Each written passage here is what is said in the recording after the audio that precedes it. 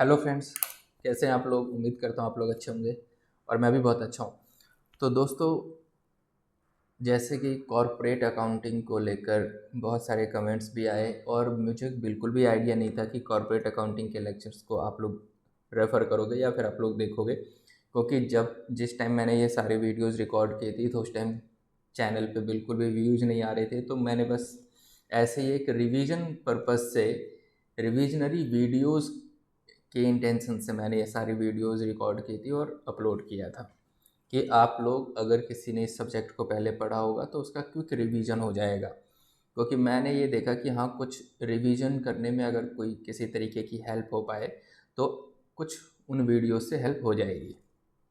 But काफ़ी बच्चों का रिस्पॉन्स रहा कि भाई बिल्कुल भी हेल्प नहीं हो पा रही उन वीडियो से, क्योंकि आपने क्वेश्चंस नहीं कराए। तो मुझे भी रियलाइज़ हो रहा है कि हाँ, शायद वो बच्चे उसको रिविजनरी वीडियो की तरह से नहीं ले रहे हैं, उसको वो ऐसे ले रहे हैं जैसे वो फर्स्ट टाइम इस सब्जेक्ट को पढ़ रहे हैं। तो फिर वो दिक्कत आएगी इस सब्जेक्ट को करने में, क्योंकि ये सब्जेक्ट प्रैक्टिस के लिए है या फिर प्रैक्टिस करने पे ही इस सब्जेक्ट में कॉन्फिडेंस आएगा। बट अब जैसे कि अब तो इतना टाइम है नहीं कि मैं अब सारे सवाल कराऊं और फिर वो सारे दोबारा से वीडियोज़ रिकॉर्ड करूं। अगर ऐसा कुछ करूंगा भी तो वो शायद आने वाले बच्चों के काम आएगी वो वीडियोज़, आप लोगों के बिल्कुल भी नहीं, क्योंकि अब तो आपके एग्ज़ाम ही आ गए। बट इस वीडियो में मैं कुछ इम्पॉर्टेंट चीज़ें डिस्कस करने आया हूँ ताकि आप इस एग्ज़ाम को अच्छे से अटेम्प्ट कर पाओ। जनरली जो मैंने ऑब्ज़र्व किया है, कुछ ऐसे बच्चों के भी मैसेजेस आए हैं कि उनकी पूरी की पूरी क्लास ही एक साथ फेल हो गई, या काफ़ी ऐसे बच्चे जिसको किसी को 0-0 दे दिया गया पूरी क्लास को या सारे दोस्तों को। तो जहाँ तक मुझे लगता है कि, और कुछ बच्चों ने अपना फीडबैक भी दिया है कि अगर आप किसी की कॉपी करके लिखने की कोशिश कर रहे हैं तो जो एग्जामिनर है वो माइंड सेट रख लेता है कि भाई हाँ, सबने एक साथ एक ही चीज़ लिखी है अपने आंसर शीट में, तो वो सबको ही एक साथ फेल कर देता है। तो मैं बस यही कहूँगा कि कॉर्पोरेट अकाउंटिंग आपको टफ़ लग रहा होगा और ये सबको ही टफ़ लग रहा होगा अगर क्वेश्चन प्रैक्टिस नहीं हुई है तो आप फिर भी ऐसी सिचुएशन में भी कोशिश करना, अवॉइड करना किसी की कॉपी करने की। बट सवाल ये उठता है कि अब इस सब्जेक्ट को अटेम्प्ट कैसे करें, अगर इसके क्वेश्चंस आएंगे तो कैसे किया जाएगा। तो देखो, छोटे छोटे ट्रिक्स हैं कि अकाउंटिंग है या फिर कोई भी प्रैक्टिकल सब्जेक्ट है उसको अगर क्लियर करना है तो वो ट्रिक्स काम आते हैं। और वो ट्रिक्स तभी काम आएंगे जब आपने एक एक बार उन सारे चैप्टर्स की अंडरस्टैंडिंग ले ली होगी। चाहे आपने प्रैक्टिस किया या नहीं किया वो एक बात की बात है, लेकिन अब जैसे मैं बता रहा हूँ, अगर आपने इन सारे वीडियोस को एक बार रेफ़र कर लिया होगा तो इतना आइडिया लग गया होगा कि हाँ यार, इस सब्जेक्ट में कितने चैप्टर हैं और हर चैप्टर में क्या कॉन्सेप्ट पढ़ाया गया, क्योंकि इन सारी वीडियोज़ में मैंने कॉन्सेप्ट एक्सप्लेन करने की कोशिश की है। आपको दिक्कत आ रही होगी कोई इलस्ट्रेशन बनाने में, कोई क्वेश्चन बनाने में, क्योंकि वो मैंने कराया नहीं है। बट अगर आपके कॉन्सेप्ट समझ में आ रहे हैं और कॉन्सेप्ट की अंडरस्टैंडिंग होगी तो मैं बताता हूँ कैसे इस पेपर को अटेम्प्ट करना है। ठीक है, अब देखो, जैसे कि आपका चैप्टर नंबर 1 है, issue, forfeiture and re issue of forfeited shares. अगर इसके आपके कॉन्सेप्ट्स क्लियर हैं और आपने वो वीडियो रेफ़र किया होगा जिसमें मैं ये एक्सप्लेन कर रहा हूँ कि अगर शेयर एप्लीकेशन पे अगर पैसा आता है तो कैसे हम उसकी एंट्री करेंगे। तो अभी की बात बताओ, जर्नल एंट्री तो कोई आपको क्या समझाएगा, जर्नल एंट्री तो फिक्स है इसकी, कोई bank account debit to share application. इस पे आप 10 सवाल बना लो, 20 सवाल बना लो, अगर शेयर एप्लीकेशन है तो एंट्री तो यही होगी। आपने अगर मान लेते एक भी नहीं बनाया बट आपको पता है कि भाई शेयर एप्लीकेशन के टाइम पे एंट्री क्या होती है, bank account debit to share application, right. उसके बाद अलॉटमेंट के टाइम पे क्या एंट्री होती है, अगर एक्सेस एप्लीकेशन मनी आ जाए तो उसको रिफंड करना होता है तो फिर क्या होता है। ये सारे केसेस तो मैंने डिस्कस किए। जब ये क्वेश्चन आएगा या ये पूरा का पूरा पार्ट में डिस्कस करता हूँ चैप्टर 1 टू चैप्टर 5 तक, तो इस क्वेश्चन को आपको ध्यान से समझना है और आपको जो आपने समझा है वो इसके लिए यहाँ यूज़ करनी पड़ेगी। हाँ यार, ये शेयर एप्लीकेशन की बात कर रहा है तो मैं जर्नल एंट्री तो लिखूँ, ये अलॉटमेंट की बात कर रहा है तो मैं जर्नल एंट्री तो लिखूं। जब कोई बच्चा अपनी तरफ से पूरा पेपर अटेम्प्ट करता है ना तो वो एग्जामिनर को भी लग जाता है यार, इस बंदे ने पढ़ने की कोशिश की है, समझने की कोशिश की है और इसको जो जितना आया उसने वो किया। और जब कोई किसी की कॉपी करने की कोशिश करता है तो उसके दिमाग में ये रहता है कि मैं परफेक्ट लिखूंगा, मुझे सब कुछ सारा सारा ठीक आना चाहिए, सब कुछ सब सब सब लिख दूंगा, बिल्कुल सही सही लिख दूंगा। तो वहाँ पे वो एग्जामिनर भी समझ जाते हैं कि भाई ये बच्चा कुछ अलग कर रहा है, या फिर कहीं ना कहीं से कॉपी। तो अगर सारी क्लास ही एक चीज़ कॉपी कर रही होगी तो दिक्कत होगी। और जब आप अपने एंड पे सारा एफर्ट लगाओगे तो वो चीज़ें उसको दिखेगी, यार इस बच्चे को एप्लीकेशन की एंट्री आती थी, इसने कर दिया, इसको अलॉटमेंट की आती थी, फर्स्ट कॉल की आती थी, सेकंड कॉल की आती थी, फाइनल कॉल की आती थी, फॉरफिट करने पे जो जर्नल एंट्री आती है वो आ रही है, प्रीमियम पे जब शेयर्स इशू होते हैं तो उसकी एंट्री क्या होती है वो अगर आ रही है, तो वो उसको जितना आया उसने उतना किया है। ठीक है, तो इसको पूरे पेपर को अटेम्प्ट करने पे आपको बेस्ट एफर्ट लगाना है कि यार कोई क्वेश्चन आया है। तो मैं फॉर एग्जांपल देता हूँ, पहले मैं यूनिट 1 की डिस्कशन करते हैं। यूनिट 1 आपका पूरा का पूरा जर्नल एंट्री बेस्ड है, ये पूरा यूनिट 1। अब देखते हैं यूनिट 1 में क्या है, सीधे क्वेश्चन पे चलते हैं। मैं ये मान के चल रहा हूँ कि थ्योरी व्योरी आपने देख ली होगी, और अगर मैंने बच्चों से रिक्वेस्ट भी की थी कि अगर आपके पास 10 ईयर है या फिर पास्ट ईयर के क्वेश्चन पेपर से तो आप शेयर कर दो, ताकि देख लेते हैं कि उसमें थ्योरी कितने की आती है। अब मुझे नहीं आइडिया है कि बिल्कुल भी कि क्या थ्योरी और क्या प्रैक्टिकल है, बट थ्योरी मैं ऑलरेडी एक्सप्लेन कर चुका हूँ, तो अब देखते हैं कि प्रैक्टिकल कैसे करें। अब ये देखो, यहाँ पे जो कॉन्सेप्ट समझाने की कोशिश की है कि अब क्वेश्चन में दिया गया है कि एप्लीकेशन मनी आए तो एंट्री आपको क्या करनी है, bank account debit to share application. चाहे आप 10 सवाल बनाओ, एंट्री तो यही रहेगी शेयर एप्लीकेशन की। फिर है कि शेयर एप्लीकेशन को शेयर कैपिटल में ट्रांसफ़र करना है, क्योंकि अल्टीमेटली किसी को शेयर्स दिया जा रहा है ना।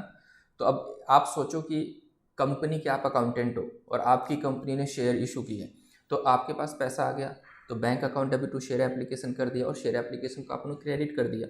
लेकिन क्या शेयर एप्लीकेशन कोई चीज़ है जो एग्जिस्ट करती है?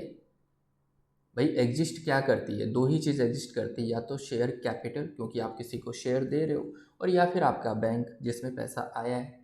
ये शेयर एप्लीकेशन तो एक तरीके से टेम्पररी अकाउंट्स हैं।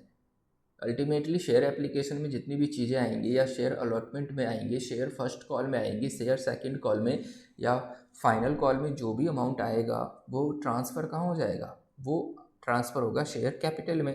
ताकि नेट जो एंट्री होगी, सिंपल सी बात है, कंपनी को पैसे चाहिए थे, कंपनी के पास पैसे आ गए, तो पैसा उसके बैंक में ही आएगा। और किस बात के पैसे आए, कर्जा लिया है यार कंपनी ने, तो लाइबिलिटी तो हमेशा क्रेडिट ही होती है ना। तो जी बैंक में पैसा आ गया, बैंक अकाउंट डेबिट, और टू शेयर कैपिटल, सारा का सारा क्रक्स तो है वो यही है, bank account debit to share capital. लेकिन बीच में जो ये प्रोसेस है कि एप्लीकेशन की स्टेज पे क्या एंट्री होगी, फिर एप्लीकेशन का अमाउंट हम शेयर कैपिटल में ट्रांसफ़र करेंगे तो क्या एंट्री होगी, share application to share capital, क्योंकि शेयर एप्लीकेशन को ख़त्म करना है।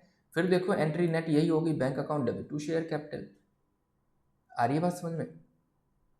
फिर कैसे हम एक्सेस मनी आ जाएगा, excess application money, allotment money के, अगर किसी ने 5 रुपये किसी को देने थे, अगर उसने 7 रुपये दे दिए और आप उससे अलॉटमेंट का भी पैसा मांगो, तो बोलेगा भाई मैं ऑलरेडी 7 रुपये दे चुका हूँ, तुम मेरे से क्यों एक्स्ट्रा पैसे मांग रहे हो। तो वो बोलेगा ठीक है, तो एक काम करो, जो तुम्हें मैंने एक्सेस दिया है वो अलॉटमेंट में एडजस्ट कर लो। तो आपके पास दोबारा तो बैंक में 2 रुपये नहीं आने जा रहे ना, तो आप क्या करोगे भाई, शेयर एप्लीकेशन को शेयर अलॉटमेंट में ट्रांसफ़र करोगे।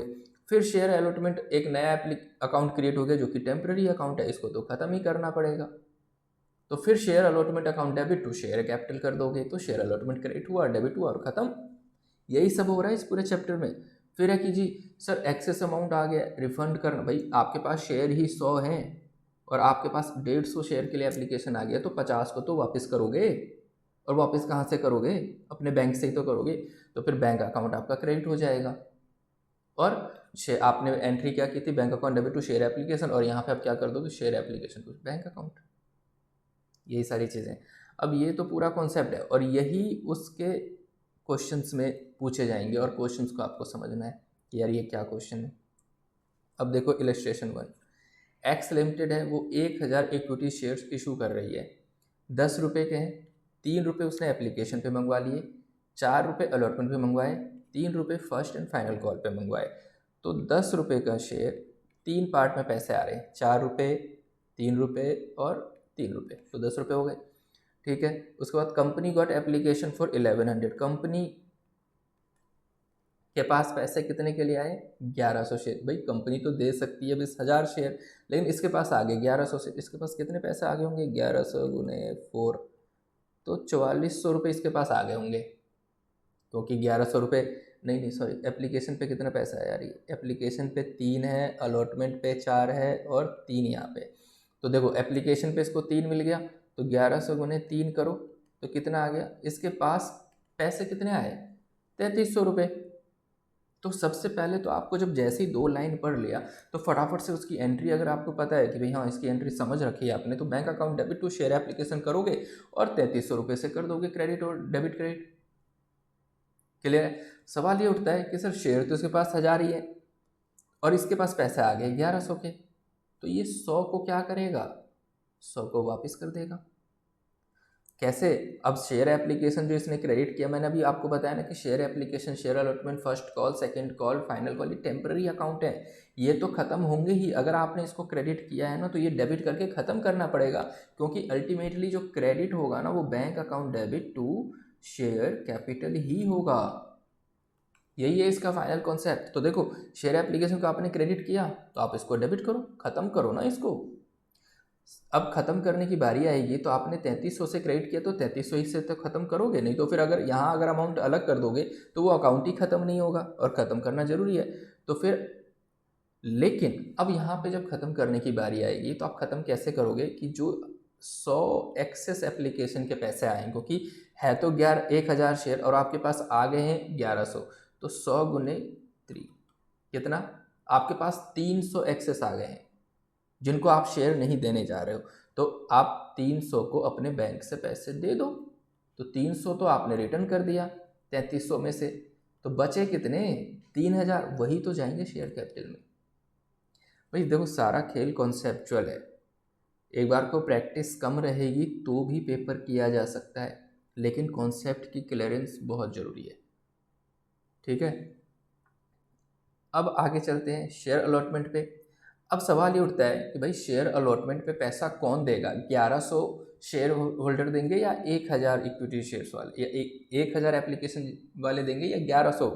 भाई 1100 में आपने 100 को तो भगा दिया, उसका तो एप्लीकेशन लिया आपने और वापस कर दिया, तो वो तो अब आपको अलॉटमेंट के पैसे देगा नहीं ना। अब आपको अलॉटमेंट के पैसे कौन देगा? 1000, क्योंकि आपके पास 1000 ही तो शेयर है। तो ठीक है, अलॉटमेंट पे कौन सा पैसा आएगा? 4 रुपये आएंगे, तो जी 4000 रुपये आपको मिलेंगे। तो आप कर दो entry, share allotment to share capital.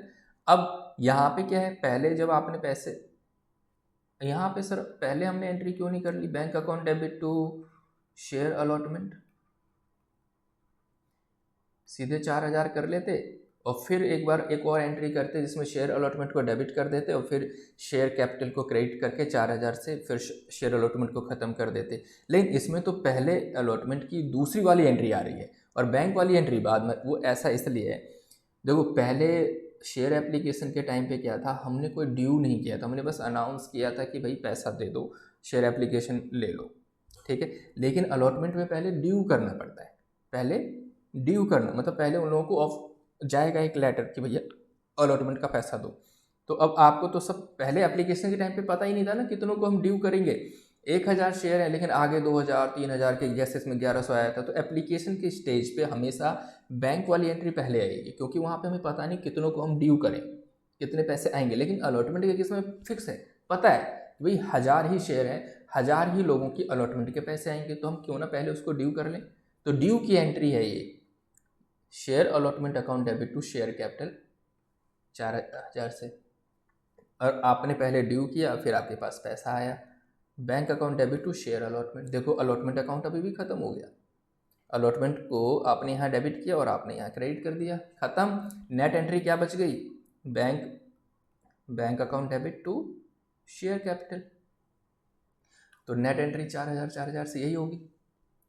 ऐसे ही चलते हैं share first and final call पे। फिर से आपने यहाँ पे ड्यू किया है कि भैया पैसे दे दो, अब हमें पैसे की ज़रूरत है, फिर 1000 ही शेयर हैं, उससे 3 रुपये आपने मंगवा लिए, तो share first and final call को आपने डेबिट किया, जो कि ये टेम्पररी अकाउंट है क्योंकि इसे ख़त्म करना है, टू शेयर कैपिटल। और जब पैसे आ जाए तो bank account debit to share and first call account. यहाँ पे देखो ख़त्म हो गया ये शेयर एंड फर्स्ट एंड ये फाइनल कॉल। ये आपको समझ में आया या नहीं? अब इसमें सवाल ये उठता है कि सर यहाँ तो 3,000, लेकिन यहाँ पे अमाउंट तो ये क्लोज ही नहीं हुआ, कितना पैसा नहीं आया? ये देख लेते हैं, 150। ये 150 क्यों नहीं आया? 150 तो हमें चाहिए। तो देख लेते हैं, सवाल में उसने बोला है कि सबने पैसे दे दिए, सबने पैसे दे दिए फाइनल कॉल के, लेकिन 150 रुपये आपको नहीं मिले। बताया उसने साफ साफ, तो इसका मतलब ये कि 150 जब आएंगे तो आएंगे, तब एंट्री कर देंगे 150 की। मैं आपको बहुत ही सिंपल और बहुत ही आसान लैंग्वेज में समझा रहा हूँ कि आप किसी भी क्वेश्चन को पढ़ना और पढ़ के अपनी कॉन्सेप्चुअल अंडरस्टैंडिंग को अप्लाई करना है उस क्वेश्चन में। आ रही बात समझ में?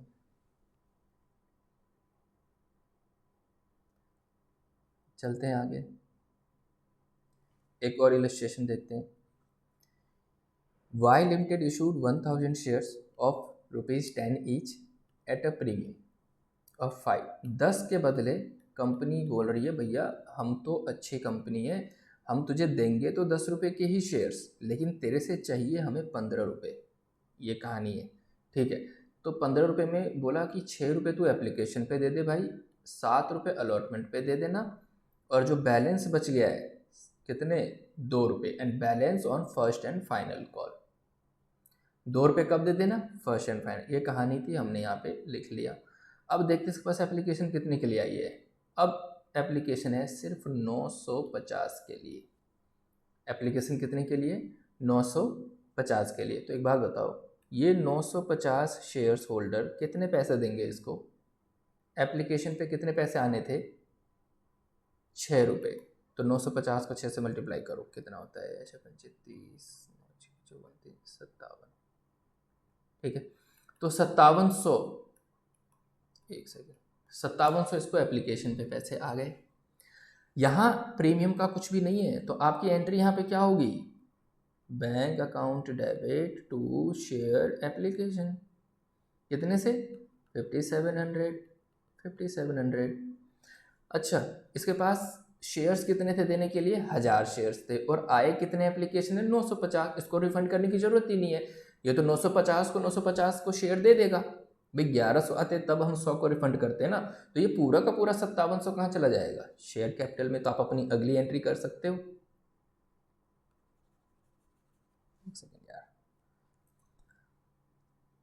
मैं ऊपर नोट कर लेता हूँ, मैं लिख के देता हूँ, आपको समझाता हूँ।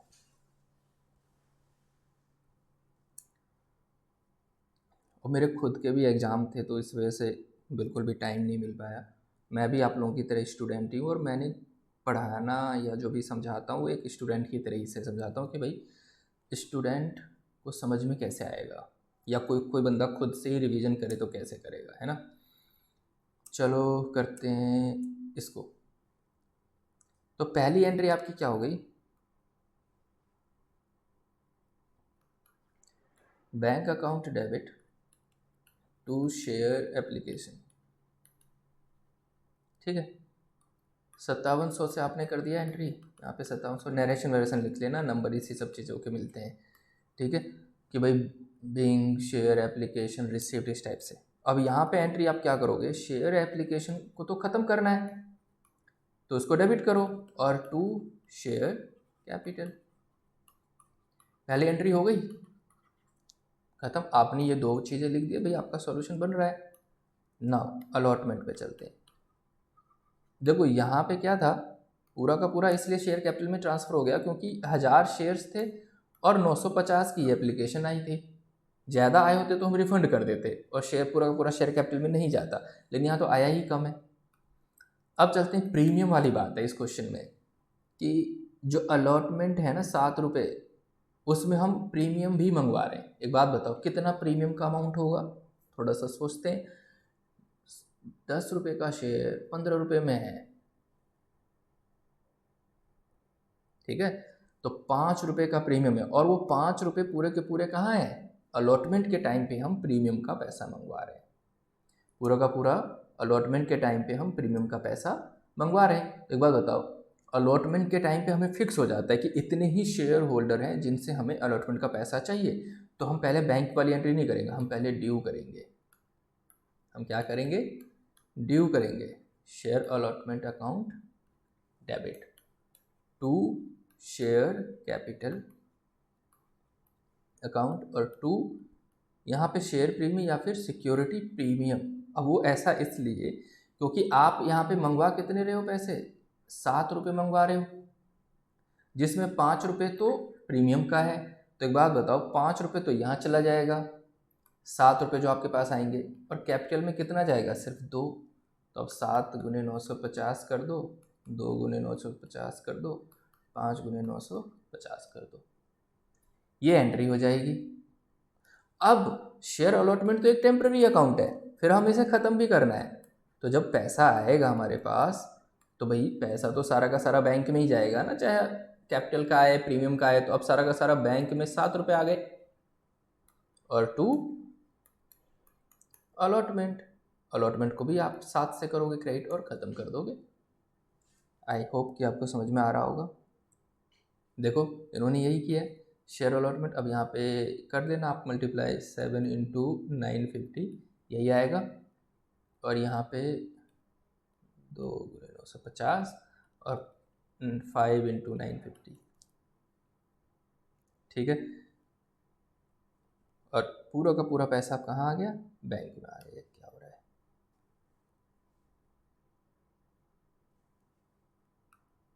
ठीक है।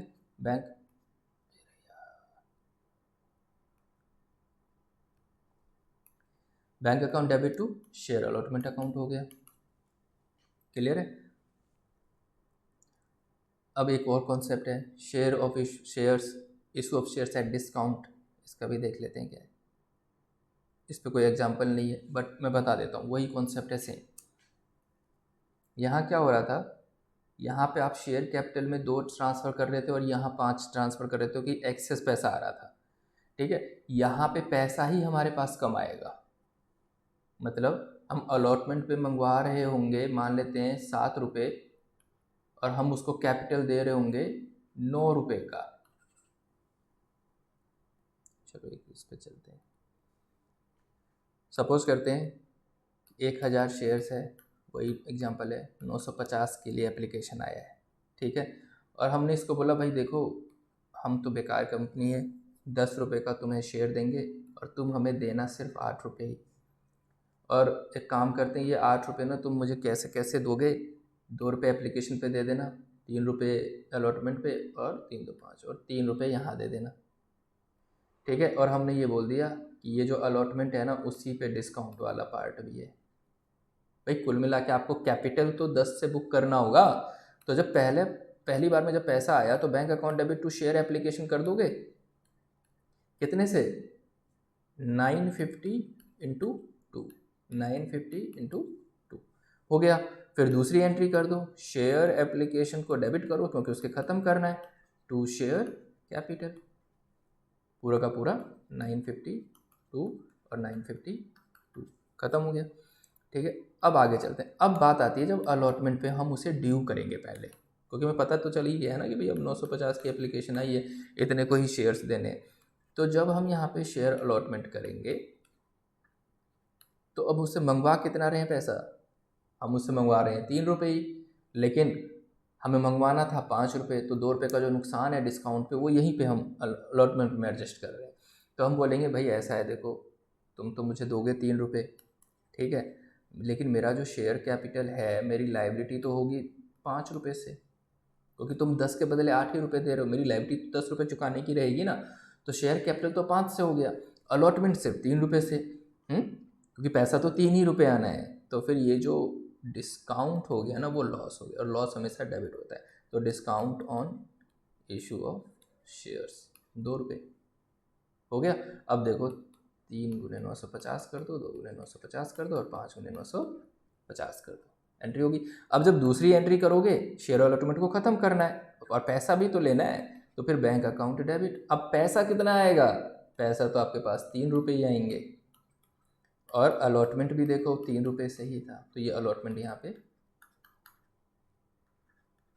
खत्म। समझ में आ रहा होगा। अब देखो surrender and forfeiture of shares. अब यहाँ क्या है ना कि अब एक एक चीज़ को एक एक एग्जाम्पल कराना काफ़ी टाइम टेकिंग है। मैं इन सब पे वीडियोस बनाने वाला हूँ, बट अब वो आपके यूज़ में नहीं रहेगा। बस मैं इस वीडियो में इसलिए आया हूँ, मैं अभी अपने ऑफिस में ही हूँ, बट मुझे पता चला इतने सारे कमेंट्स हैं कि भाई मैंने अच्छा नहीं पढ़ाया या फिर मैंने क्वेश्चन नहीं बताया, क्योंकि मुझे भी बिलीव नहीं था कि आप लोग इन वीडियोस को रेफ़र करेंगे। मैं तो बस ऐसी वीडियो डाल के, व्यूज़ ही नहीं आ रहे थे उस पर, बट आप लोगों ने उसको देखा तो मुझे भी अच्छा लगा और रियलाइज़ भी हुआ कि भाई यार करवाना चाहिए था। अब इसमें देखो, इस वाले इलस्ट्रेशन में कुछ नहीं है, सारी कहानी को समझ के इन्होंने पूरा का पूरा लेजर पूछ लिया। आपने जो एंट्री की है ना उसी का लेजर। एक बात बताओ, अकाउंटिंग में क्या होती है? सबसे पहले जर्नल एंट्री, फिर लेजर्स और फिर ट्रायल बैलेंस। अब कोई हमें जर्नल एंट्री अगर हमें पता है किसी भी चीज़ की, तो लेजर नहीं बना सकते उस चीज़ की? एक बात बताते हैं, जब आपने एंट्री की है bank account debit to share application और आपसे बोल दे कि भाई बैंक अकाउंट बना के दिखा, तो बैंक अकाउंट का लेजर नहीं बना सकते हम? बैंक अकाउंट को डेबिट करना है, डेबिट कर दो शेयर एप्लीकेशन से। हम बैंक अकाउंट की बात कर रहे हैं, तो बैंक अकाउंट, तो ये बैंक अकाउंट तब तब डेबिट होगा जब आप बैंक को डेबिट करोगे। टू अलॉटमेंट के नाम से भी डेबिट होगा, टू फर्स्ट कॉल के नाम से भी डेबिट होगा, और जो भी बचेगा वो क्लोजिंग बैलेंस आ जाएगा। ठीक है।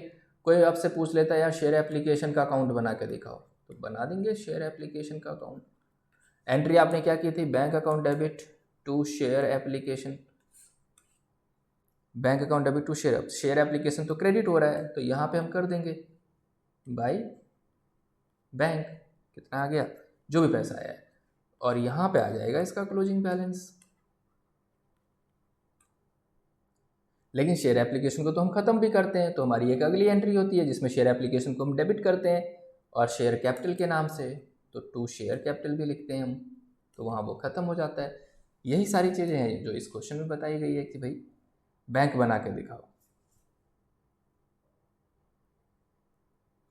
इन्होंने यही देखो, जब जब पैसा आया है शेयर एप्लीकेशन में 12,000 रुपये आए तो कर दिया बैंक अकाउंट डेबिट, तो वही तो है कैश बैंक, बैंक कॉलम ही तो बना रहे हैं। तो बैंक को आपने डेबिट किया, bank account debit to share application, तो बैंक डेबिट हो रहा है शेयर एप्लीकेशन के नाम से। अब लेजर में पोस्टिंग कैसे होती है यार, ये तो 11th की चीज़ है।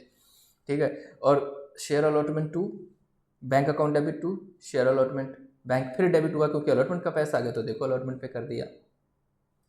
ठीक है। अब ये शेयर एप्लीकेशन या शेयर इशू एक्सपेंस, या अगर किसी को हमें रिफ़ंड करना है, ये क्यों हो रहा है शेयर एप्लीकेशन यहाँ पे? क्योंकि अगर किसी को रिफ़ंड करोगे तो एंट्री क्या करते हो आप? शेयर एप्लीकेशन टू बैंक, क्योंकि एक्सेस पैसा आ गया है तो यहाँ पे रिफ़ंड कर दिया। इसलिए शेयर इशू पे कोई खर्चा हो गया तो बैंक से ही तो दोगे, तो खर्चे की एंट्री क्या होती है? All the losses and expenses are debit, तो share issue expense account debit to bank, तो शेयर इशू पे खर्चा हो गया 4,000 का, वो यहाँ क्रेडिट कर दिया। फिर फर्स्ट कॉल पे पैसा आ गया, फिर यहाँ पे बैलेंस सीडी आ गई, मतलब जो भी उसका क्लोजिंग बैलेंस है। फिर फाइनल कॉल पे पैसा आ गया, फिर दोबारा से इस पे शेयर्स इशू हुए हैं। इस क्वेश्चन में ये जो 1,440 है वो इसलिए आया है क्योंकि उसने शेयर्स दोबारा से री इशू किए। ये देखो, फॉरफिटेड शेयर जो किए थे ना 160 से, वो 160 से 9 रुपये से फिर से इशू कर दिया है, तो 1,440 जो भी है उसका ये पैसा आ गया। बन गया यार कैश बुक, बैंक बुक। तो क्या हम ये नहीं बना सकते? और इन्हीं सब चीज़ों की जर्नल एंट्री पूछ ली है, तो अभी भाई जर्नल एंट्री याद रहेगी तो हम लिख ही देंगे ना, और उसका कॉन्सेप्ट अगर हमारा क्लियर होगा तो ये सारा का सारा कॉन्सेप्ट, अगर शेयर से रिलेटेड जो क्वेश्चन आए आता है और अगर उसमें आपको उस क्वेश्चन को अटैम्प्ट करना है, तो यही अप्लाई करना होगा इस पूरे यूनिट में, चाहे वो डिबेंचर इशू के टाइम, क्योंकि डिबेंचर इशू करते टाइम भी पैसा कैसे आता है? Bank account debit to debentures. Debenture पे आप किसी को इंटरेस्ट पे करते हो तो इंटरेस्ट आपके लिए लॉस है। डिबेंचर पे आपको प्रीमियम मिल गया तो बैंक में ज़्यादा पैसा आ गया, डिबेंचर किसी को 100 रुपये की दे रहे हो तो प्रीमियम क्रेडिट हो जाएगा। डिबेंचर अगर डिस्काउंट पे कर दिया तो बैंक में तो पैसा कम आ रहा है, डिबेंचर का क्रेडिट हो रहा है 100 रुपये से, बैंक में आ रहा है 95 रुपये, तो 5 रुपये से डिस्काउंट और निशुल्क डिबेंचर कर दो। डिबेंचर की रिडम्पशन हो रही है तो भाई बैंक से पैसा जाएगा, तो डिबेंचर को जितने से आपने क्रेडिट किया था डिबेंचर को डेबिट करो और बैंक से पैसा दे दो। ये सब कॉन्सेप्चुअल अंडरस्टैंडिंग वाले क्वेश्चन है। मैंने कोशिश की है अब इतना और ज़्यादा कराने में, थोड़ी सी मैं क्विकली आपको बता देता हूँ इस पेपर को अटैम्प्ट कैसे करना है, ठीक है। तो ये पूरे के पूरे पार्ट को, अब जैसे by back of issue of shares है, रिडम्पशन ऑफ प्रेफरेंस है, भाई प्रेफरेंस शेयर इशू करते टाइम पैसा आएगा ना आपके पास, तो bank account debit to preference share application, फिर preference share application to preference share capital, फिर preference share allotment to preference share capital, फिर bank account debit to preference share allotment, और फिर अब उसकी रिडम्पशन। इक्विटी की रिडम्पशन नहीं होती है, प्रेफरेंस शेयर्स की होती है। प्रेफरेंस शेयर्स की रिडम्पशन मतलब पैसा लौटाना है भाई। तो जब पैसा लौटाना है तो क्या करेंगे, वहाँ पे कैपिटल को आपने लाइबिलिटी क्रिएट की थी ना, तो डेबिट कर दो यार, preference share capital account debit to bank, खत्म करो। उस पर देखो कि प्रेफरेंस शेयर्स रिडम्पशन पे हमें ज़्यादा पैसा चुकाना पड़ रहा है, तो इसका मतलब प्रीमियम का पैसा जा रहा है। प्रेफरेंस शेयर कैपिटल 100 रुपये से ही डेबिट हुआ, ठीक है, लेकिन मेरे बैंक से निकल गया कितना, 110 रुपये, तो प्रेफरेंस शेयर कैपिटल 100 और टू बैंक 110, तो फिर डेबिट करो ना, 10 रुपये का नुकसान हो गया भाई। प्रीमियम ऑन रिडम्पशन मिला नहीं, दिया है, नुकसान हो गया। अब अगर डिस्काउंट ऑन रिडम्पशन, मुझे डिस्काउंट मिल गया चुकाते टाइम, रिडम्पशन करते टाइम, तो फिर मैं क्या करूँगा, भाई प्रेफरेंस शेयर को 100 से डेबिट कर दिया, कैपिटल को, पैसा मेरे अकाउंट से गया 90 ही, तो 10 रुपये क्या हो गया, प्रॉफिट। तो डिस्काउंट और रिडम्पशन ऑफ प्रेफरेंस शेयर्स। मैं क्विकली बता रहा हूँ आपको, प्रैक्टिस नहीं हुई होगी तो शायद हो सकता है समझ में ना आ रहा हो। इशू ऑफ डिवेंचर्स में वही कॉन्सेप्ट है, रिडम्पशन ऑफ डिवेंचर में वही कॉन्सेप्ट है। इस पूरे यूनिट से अगर कोई क्वेश्चन आता है तो अपनी सूझबूझ समझदारी से इस क्वेश्चन को अटेम्प्ट कर सकते हो। Maximum journal entries, maximum account बनाने की कोशिश करना। जरूरी नहीं है कि आप 100% कर पाओ, लेकिन अपना एफर्ट लगाना, अपने दम पे पेपर करने की कोशिश करना। अगर आप किसी की कॉपी करते हो तो शायद क्वेश्चन जरूर सही बन जाएगा, लेकिन नंबर आएंगे नहीं आएंगे DU वालों का कोई भरोसा नहीं है। अपने एफर्ट पे अपने दम पे करोगे तो डेफिनेटली पास हो जाओगे। आगे चलें, unit 2, financial statement of A company, ठीक है। अब देखो ये एक ऐसा चैप्टर है कि इससे क्वेश्चन आएगा ही आएगा, और इसका एक प्री डिफाइंड फॉर्मेट है कि मेरा प्रॉफिट एंड लॉस अकाउंट कैसे बनेगा, बैलेंस शीट कैसे बनेगी, प्रॉफिट एंड लॉस में क्या क्या डेबिट होते हैं, प्रॉफिट एंड लॉस में क्या क्या क्रेडिट होता है, बैलेंस शीट में क्या एसेट में लेते हैं, बैलेंस शीट में क्या लायबिलिटी में होते हैं। अगर आपको ये याद नहीं होगा तो क्या लिखोगे एसेट में, तो याद तो करना बहुत ज़रूरी है ना। एसेट के कितने फिक्स एसेट है, नॉन फिक्स एसेट है, करंट एसेट है, लायबिलिटी में लॉन्ग टर्म लायबिलिटी है, शॉर्ट टर्म लायबिलिटी है, कैपिटल है। प्रॉफिट एंड लॉस में all the losses and expenses are debit, सारे के सारे खर्चे डेबिट साइड में आते हैं, सारी की सारी इनकम क्रेडिट साइड में आती है। तो कॉन्सेप्ट तो क्लियर होना चाहिए। देख लेते हैं इसमें क्या है, financial statements of A company, इसमें किस टाइप के क्वेश्चन है और उसका वो फॉर्मेट डिस्कस करते हैं, ताकि कल आप पेपर में वो फॉर्मेट जरूर बना के आओ और उस फॉर्मेट में वो पॉइंट्स लिखने हैं, ताकि, और ये आएगा ही क्वेश्चन, ठीक है। देख लेते हैं यार कौन से पेज पे है ये। एक तो इंडेक्स दिया हुआ है लेकिन पेज नंबर नहीं है।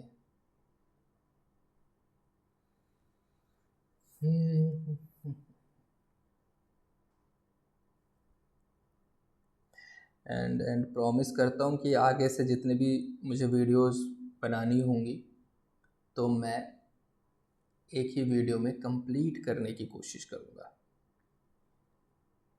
इस बार के लिए सॉरी।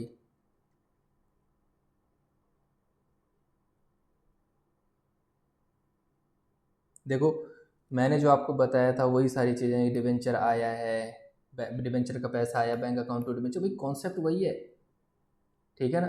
पैसा तो आया लेकिन पैसा कम आया है। डिवेंचर की लायबिलिटी क्रिएट हो गई 100 से और पैसा आया सिर्फ 80, तो 20 का नुकसान हो गया, ठीक है। अब देखो डिवेंचर की लायबिलिटी तो सिर्फ 100 से हुई है, पैसा आ गया 150, तो 50 रुपये का फ़ायदा हो गया टू प्रीमियम। अब यही रिडम्पशन के टाइम पे हो जाए तो उल्टा हो जाएगा। रिडम्पशन पे किसी को प्रीमियम देना है, ज़्यादा पैसा देना, तो नुकसान की बात होगी, और रिडम्पशन पे अगर डिस्काउंट मिल जाए तो अपने को फ़ायदा हो गया।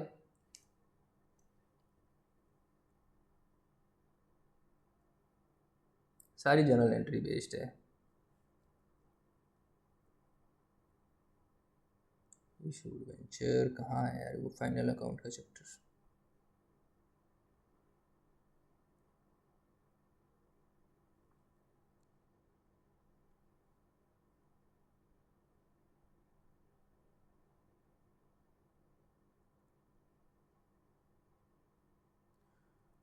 कुछ बच्चों के तो मैसेज आया कि सर पूरी क्लास को जीरो दे दिया। मुझे बिलीव नहीं हो रहा था कि कोई बच्चा अपनी तरफ से भी कुछ लिखेगा तो उसको जीरो नहीं मिल सकता है। जीरो देने का कोई ना कोई तो स्पेसिफिक रीज़न रहा होगा DU वालों के पास। तो मैं तो बस यही रिकमेंड करूँगा कि कोशिश करना अपने दम पे पेपर करने की।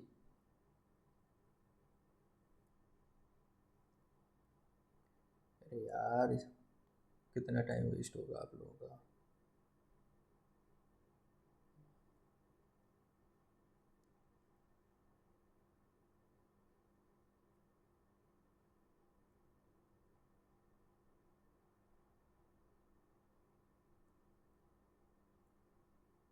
हाँ ये वाला ये भी एक कॉन्सेप्ट है। ये डिबेंचर रिडेम्पशन फंड क्या होता है यार?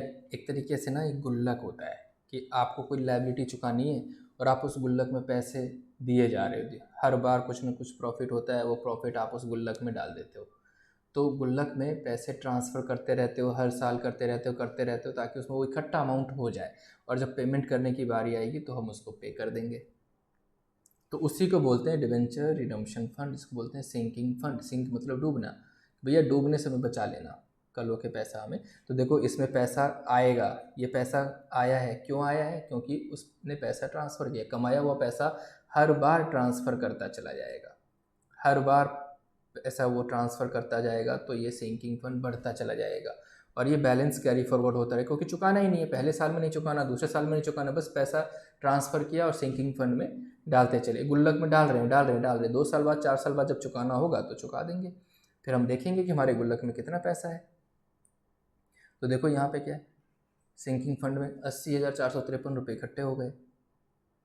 ठीक है, इस बार का फिर और पैसा आ गया और अपने को चुकाना है पैसा, तो यहाँ पे इन्होंने सरप्लस भी ले लिया और डिबेंचर रिडेम्पशन फंड को भी यूज़ कर लिया और जो भी पैसा चुकाना था वो चुका दिया।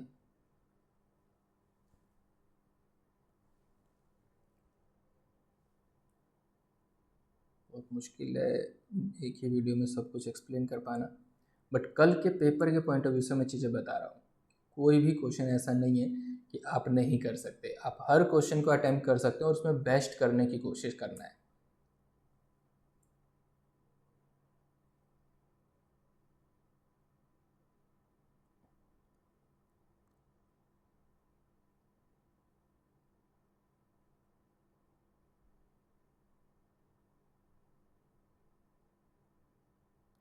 Financial statement of a company unit 2 discuss करते हैं। अब यूनिट 2 का क्या है, फाइनेंशियल स्टेटमेंट्स कहते किसे हैं। अब अगर आप कंपनी की अकाउंटिंग कर रहे हो तो कंपनी की जो फाइनेंशियल स्टेटमेंट है, प्रॉफिट एंड लॉस अकाउंट है, बैलेंस शीट है, वो भी कंपनीज एक्ट के अकॉर्डिंग ही तो होगी। अगर किसी को कंपनीज एक्ट का मतलब ही नहीं पता, कंपनीज एक्ट के बारे में नहीं पता, उसमें क्या फॉर्मेट दिया गया, कैसे कैसे चीज़ एक्सप्लेन की गई है, तो वो क्या बनाएगा फाइनेंशियल स्टेटमेंट। पूरी की पूरी कंपनीज एक्ट के बारे में बताई गई है, वे कंपनी एक्ट में ये है, ऐसे है, इस फॉर्मेट में बनाना। चलो सीधे प्रैक्टिकल पे चलते हैं। अब देखो यहाँ पे इन्होंने साफ साफ बता दिया कि भाई ये फॉर्मेट है। शेयर होल्डर फंड में आपको शेयर कैपिटल दिखाना है, रिजर्व एंड सरप्लस दिखाना है, money received against share warrant दिखाना है, share application money pending allotment, मतलब पैसा आ गया है, अलॉटमेंट पेंडिंग है, तो वो यहाँ पे दिखाना है। नॉन करेंट लाइबिलिटी में आ जाएंगी आपकी long term borrowing, deferred tax liability, other long term provision, current liability, short term borrowing, trade payable, other current liability और शॉर्ट टर्म प्रोविजन। फिर असेट में आपको करना है नॉन करेंट असेट और करंट असेट में डिवाइड।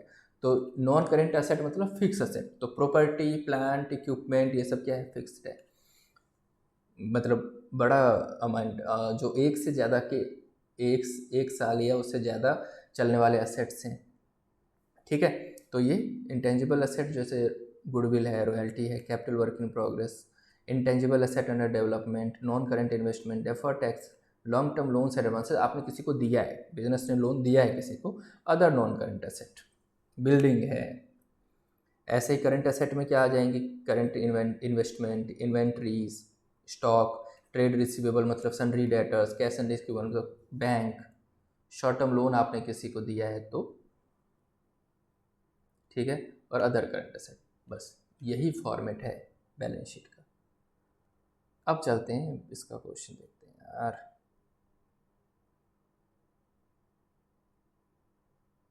मैं आपको एक ट्रिक बता रहा हूँ कि ऐसे ऐसे क्वेश्चंस को आप कर सकते हो और अटेम्प्ट कर सकते हो पेपर को।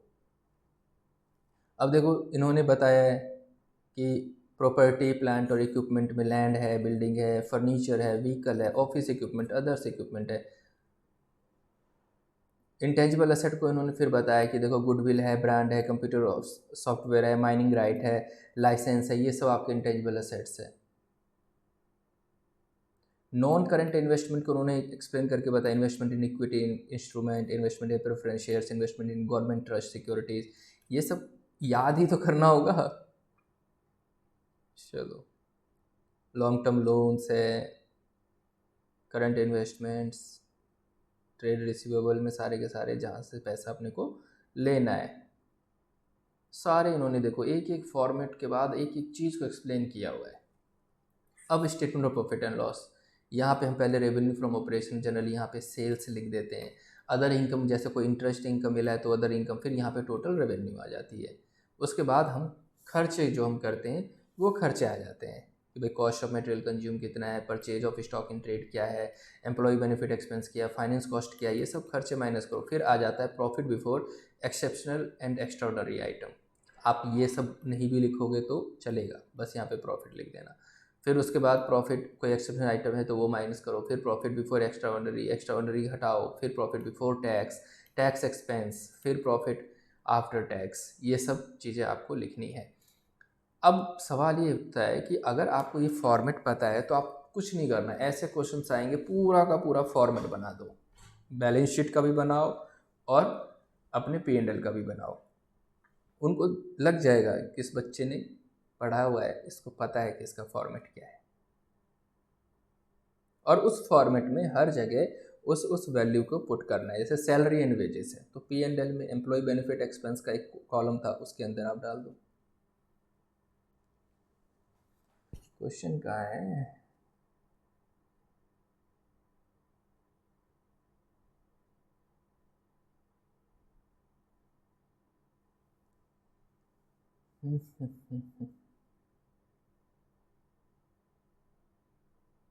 ये तो छोटे छोटे क्वेश्चंस हैं कि स्पेशली प्रोविजन फॉर टैक्स को की ट्रीटमेंट करके दिखाए। मैं आपको फुल फ्लेज कोई क्वेश्चन दिखाता हूँ। हाँ, अब जैसे ये इलस्ट्रेशन नंबर 2 है, आपको ये पूरा एक EXE लिमिटेड का दे दिया। एक बात बताओ, बैलेंस शीट कब बनती है? जब अकाउंट का एक प्रोसेस है, पहले आप जर्नल एंट्री करते हो, फिर लेजर में चीज़ें ट्रांसफ़र हो जाती है, पोस्ट हो जाती है, उसके बाद बनती है ट्रायल बैलेंस, और ट्रायल बैलेंस के बेस पे बनते हैं फाइनेंशियल स्टेटमेंट्स, और फाइनेंशियल स्टेटमेंट्स में आ जाती है आपकी P&L और बैलेंस शीट। मैं अभी प्रेजेंटली इस कंपनी में 17 कंपनियों का फाइनेंशियल स्टेटमेंट बनाता हूँ, ठीक है। और not only of Indian companies, वो चाइना बेस्ड कंपनीज भी हैं, US बेस्ड कंपनीज भी है, वहाँ के भी लॉ के अकॉर्डिंग, ठीक है। तो अब ये जब भी फाइनेंशियल स्टेटमेंट की बात होगी ना, तो आपको क्वेश्चन में दिया जाएगा ट्रायल बैलेंस। ट्रायल बैलेंस है, और ट्रायल बैलेंस में देखो अकाउंटिंग ना सिर्फ 4 चीज़ों की होती है। अकाउंट में जितनी भी ट्रांजेक्शन्स होती हैं वो सिर्फ 4 चीज़ों की ही है, वो दिमाग में बिल्कुल बिठा लो। असेट, लायबिलिटी, फिर इनकम, एक्सपेंस, बस इन 4 के अलावा कुछ नहीं है। और अकाउंट्स में ट्रायल बैलेंस इन चारों को कंसोलिडेट करता है। ट्रायल बैलेंस में चारों की चारों चीज़ें आती हैं, और ट्रायल बैलेंस है तो फाइनेंशियल स्टेटमेंट बना सकते हो। अगर आपको कोई ट्रायल बैलेंस दे दे, इसका मतलब उसमें यही 4 चीज़ें हैं, असेट, लायबिलिटी, इनकम और एक्सपेंस। अब देखो ये जो असेट और लायबिलिटी है वो चली जाती हैं बैलेंस शीट में, और इनकम और एक्सपेंस है ये चली जाती है आपके P&L अकाउंट में, बस। अब ट्रायल बैलेंस में अगर आपको ये पता लग जाए कि ये प्रॉफिट एंड लॉस का आइटम है, तो आप प्रॉफिट एंड लॉस अकाउंट में उसको डाल दो, और बैलेंस ट्रायल बैलेंस में ये पता चल जाए यार ये असेट है ये लाइबिलिटी है, तो उसको बैलेंस शीट में डाल दो। ठीक है। अब एक बात बताओ, इक्विटी शेयर कैपिटल, क्या ये असेट है, लाइबिलिटी है, इनकम है, एक्सपेंस है? 4 चीज़ों पे सोचना है भाई। शेयर कैपिटल लाइबिलिटी है, चुकाना है, पैसा हम किसी से ले रहे हैं उधार पे, सर ये तो लाइबिलिटी का पार्ट है। कॉल सिनेरियर लाइबिलिटी का पार्ट है। ठीक है। लैंड एंड बिल्डिंग, हाँ कॉल सिनेरियर में देखो, अगर आप पूरे के पूरे शेयर कैपिटल को आपने क्रेडिट कर दिया है, 100 रुपये से है, 100 रुपये से कर दिया है, और किसी पे पैसा अभी आया ही नहीं, तो आपने तो ज़्यादा से लाइबिलिटी क्रिएट कर दिया ना, तो उतने को या तो आप उसमें से माइनस करके दिखा दो, लाइबिलिटी को कम करके दिखा दो कॉल सिनेरियो, मतलब पैसा आया नहीं, या फिर उसको असेट साइड में प्रेजेंट कर दो। फिर लैंड एंड बिल्डिंग असेट है, असेट में ले जाएंगे। प्लांट एंड मशीनरी असेट है, फर्नीचर असेट है। जनरल रिजर्व कमाया हुआ पैसा, कंपनी कमाया हुआ पैसा किसके लिए कमा रही है, खुद के लिए या फिर शेयर होल्डर्स के लिए? खुद के लिए नहीं कमा रही, शेयर होल्डर्स के लिए कमा रही है, तो ये जनरल रिजर्व कमाया हुआ पैसा है, तो शेयर होल्डर को चुकाना है, तो ये क्या है, लायबिलिटी है कंपनी के लिए। कंपनी प्रॉफिट कर रही है, प्रॉफिट कैपिटल में ऐड होता है, प्रॉफिट जनरल रिजर्व में ऐड होता है, मतलब कंपनी अगर प्रॉफिट अर्न कर रही है तो प्रॉफिट को बोलेंगे लायबिलिटी है कंपनी की, ये असेट नहीं है। कंपनी जो प्रॉफिट अर्न कर रही है वो चुकाना है, अपने शेयर होल्डर्स के लिए प्रॉफिट अर्न कर रही है कंपनी। कंपनी ने लॉस कर दिया तो कंपनी को चुकाना नहीं, कंपनी के लिए वो एसेट क्रिएट, इसीलिए डेफर्ड टैक्स असेट आ जाता है बैलेंस शीट की साइड में। ठीक है, चलो अब यहाँ पे लोन लिया हुआ है, loan from state financial corporation, भाई ये तो लायबिलिटी है।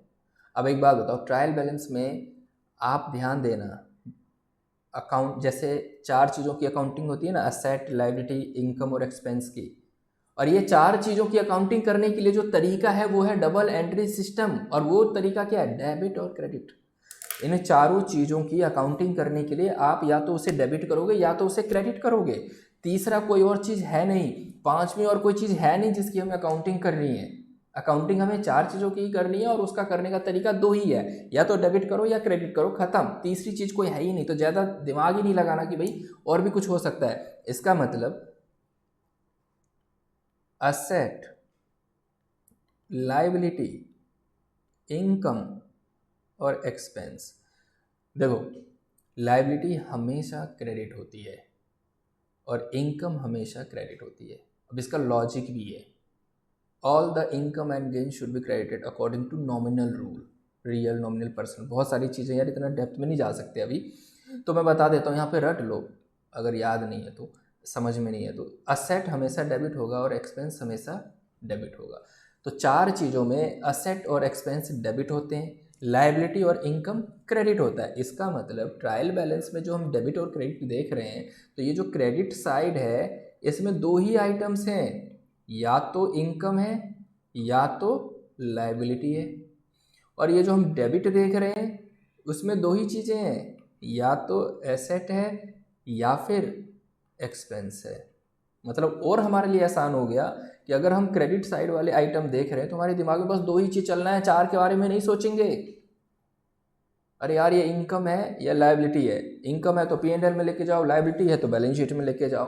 और डेबिट साइड को हम जब कर रहे होंगे तो फॉर्मेट हमें सबसे पहले दिमाग में रख लेना, फॉर्मेट बना लेना, उसके बाद अरे यार ये तो या तो एक्सपेंस है या फिर असेट है, असेट है तो एसेट में ले जाओ और एक्सपेंस है तो खर्चे में डाल दो।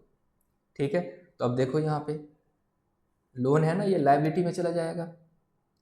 स्टॉक में देखो रॉ मटेरियल है, फिनिश गुड्स है, यहाँ पे देखो स्टॉक असेट साइड में है, मतलब डेबिट साइड में है। तो स्टॉक क्या है, खर्चा है या फिर एसेट है, एसेट है।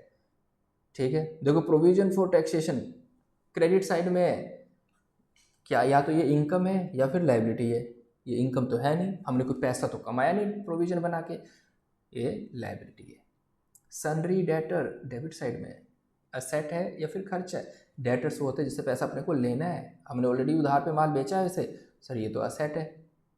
एडवांसेज, एडवांसेज डेबिट साइड में, मतलब हमने किसी को एडवांस दिया है तो हमें उसे लेना भी होगा ना, तो ये असेट है।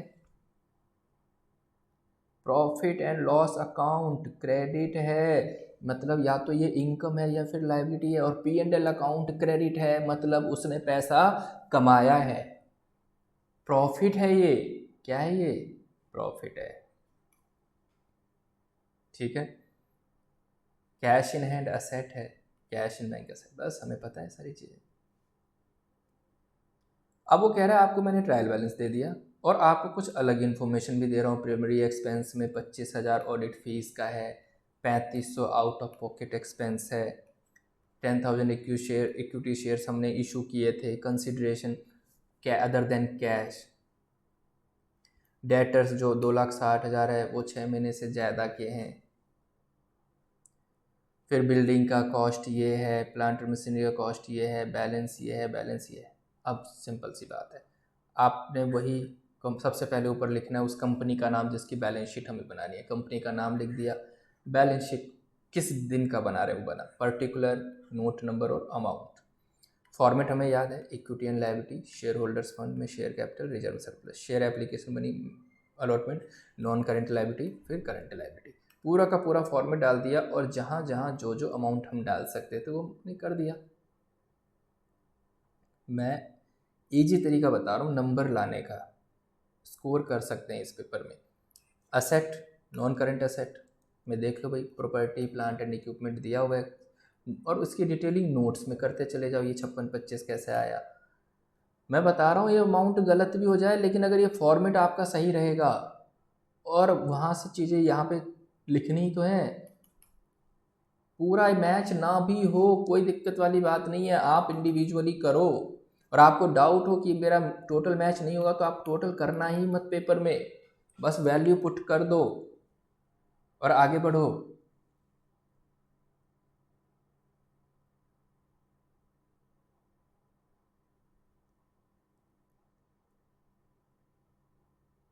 अब देखो, लॉन्ग टर्म बोरोविंग के नोट्स इसने लिख दिए कि भाई 7,50,000 जो देना है उसमें 37,500 है वो प्लांट एंड मशीनरी के अगेंस्ट हमने किया हुआ है, तो कैटेगराइजेशन उन्होंने चेंज कर दिया।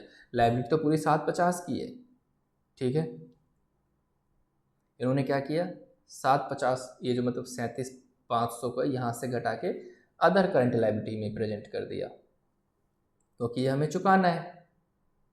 शॉर्ट टर्म प्रोविजन लिख दिया, नोट्स में वही सब लिखते चले जाओ। मैं देखो जी टेंजिबल एसेट में मैं लैंड एंड बिल्डिंग ले रहा हूँ, डेप्रिसिएशन वहाँ पे क्वेश्चन में दिया गया था, डेप्रिसिएशन घटा रहा हूँ, प्लांट मशीन में डेप्रिसिएशन घटा रहा हूँ, यहाँ पे ये घटा रहा हूँ। आपको प्रॉपर तरीके से फॉर्मेट बनाना है, मैक्सिमम नोट्स लिखना है। इन्वेंट्री में आपने क्या क्या लिया, वहाँ से रॉ मटेरियल है, फिनिश गुड्स है, वो लिख दो। ट्रेड रिसीवेबल को 2 पार्ट में कर दो, जो उसने बोल भी रखा है कि 6 महीने वाला पुराना ये है, तो आपको प्रेजेंटेशन दिखानी है बस, कैश एंड बैंक में आपने ये लिया ये लिया, और इस तरीके से। ये फुल फ्लेश तरीका है ऐसे क्वेश्चंस को करने का। आपको फॉर्मेट बनाना है, नोट्स में सारी चीज़ें लिखनी है, बैलेंस शीट का टोटल मत करना आपको कॉन्फिडेंस नहीं आ रहा तो, ठीक है। इस क्वेश्चन को करना ही करना है, मतलब फाइनल अकाउंट का क्वेश्चन आएगा, फाइनेंशियल स्टेटमेंट बनानी है आपको और इस क्वेश्चन को आपको करना ही है, इसमें ईजिली नंबर आएंगे।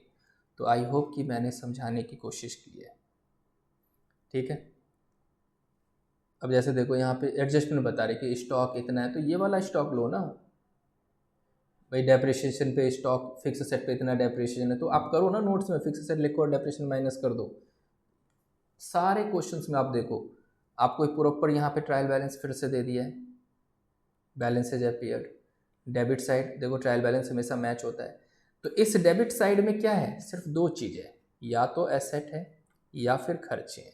और क्रेडिट साइड में क्या है, या तो लायबिलिटी है या फिर इनकम है। असेट बैलेंस शीट में ले जाओ, लायबिलिटी बैलेंस शीट में ले जाओ, एक्सपेंस पी एंड एल में ले जाओ और इनकम पी एंड एल में ले जाओ, खत्म कहानी। इसी को प्रेजेंट करना है अच्छे से, इसी को नोट्स में लिखना है। जो एडजस्टमेंट नहीं आ रही समझ में उसको छोड़ दो भाई, मैक्सिमम तो करने की कोशिश करो। आई थिंक आप कर सकते हो इस पूरे के पूरे चैप्टर को। मैंने आपको ओवरव्यू दे दिया है कि ऐसे क्वेश्चन को कैसे करना है। ओके, नाउ नेक्स्ट है आपका यूनिट 3, कैश फ्लो स्टेटमेंट। भाई 1 घंटे की वीडियो बनने वाली है यार। क्या करें? चलो कंटिन्यू कर लेते हैं, आपका पेपर है।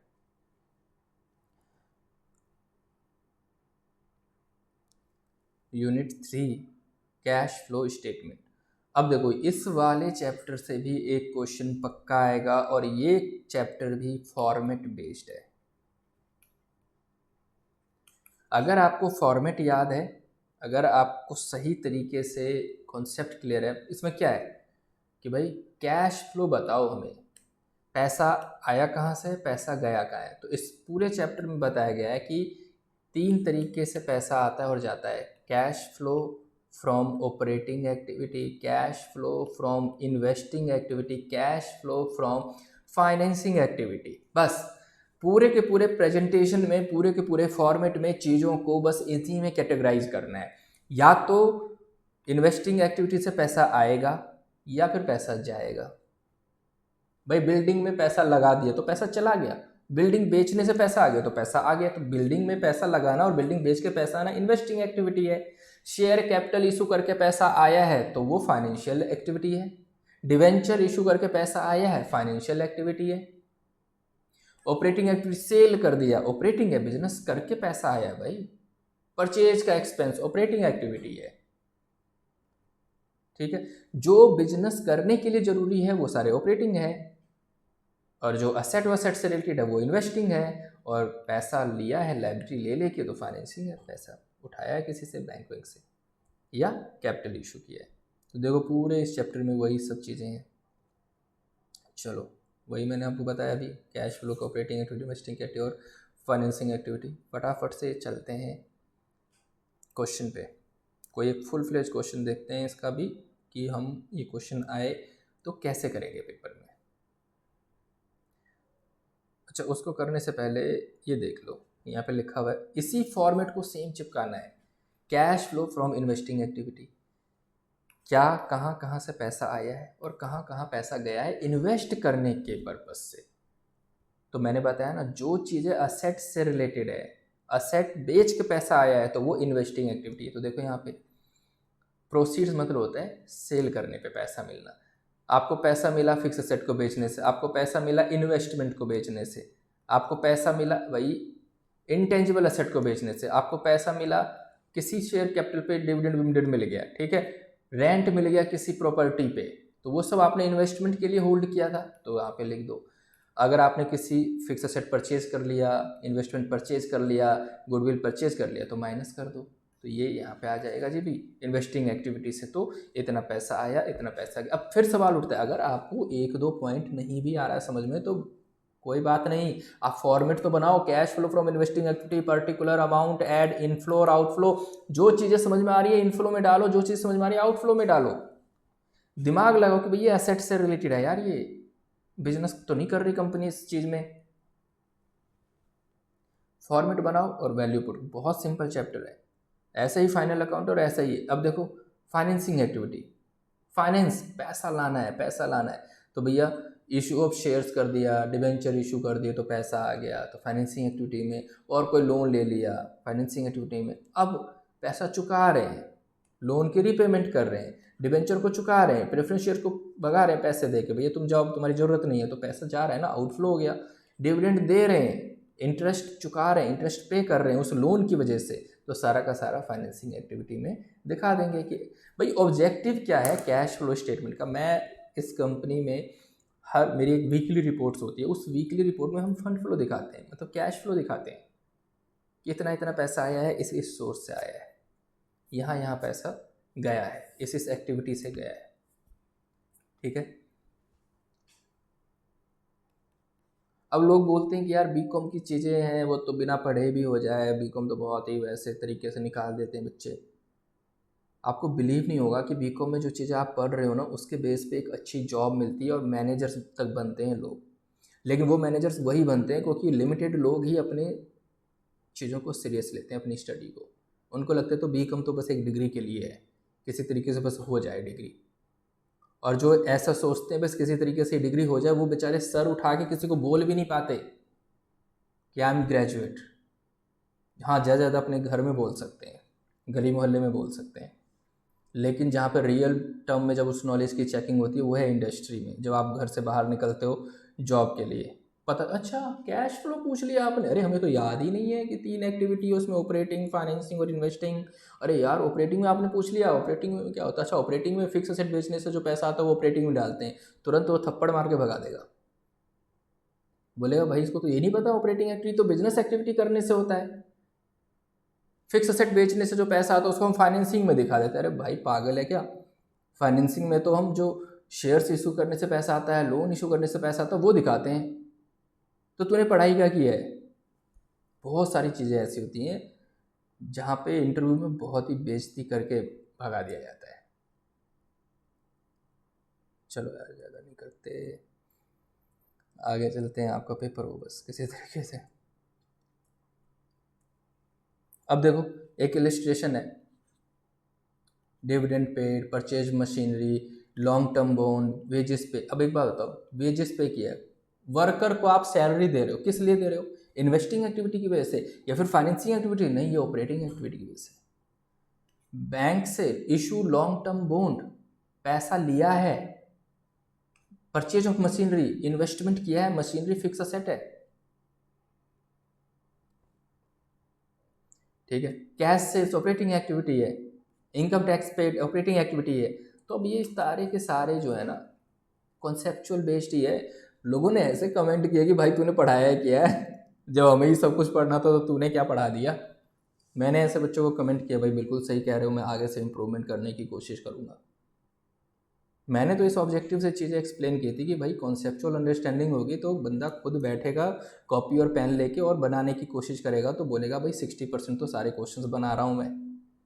बट मुझे क्या पता था कि वो सारी सिर्फ थ्योरी समझ के या थ्योरी सुनने के पर्पज़ से वो वीडियोस देखी जा रही हैं। चलो ये सारे के सारे कॉन्सेप्चुअल बेस्ड है, इसमें यार कोई क्वेश्चन देखें। अब देखो दो फॉर्मेट हमने देख लिया, cash flow from operating activity है, सारे के सारे यहाँ पे जो बिजनेस करने की वजह से जो खर्चे होते हैं या फिर पैसा आया है वो यहाँ दिखाएंगे।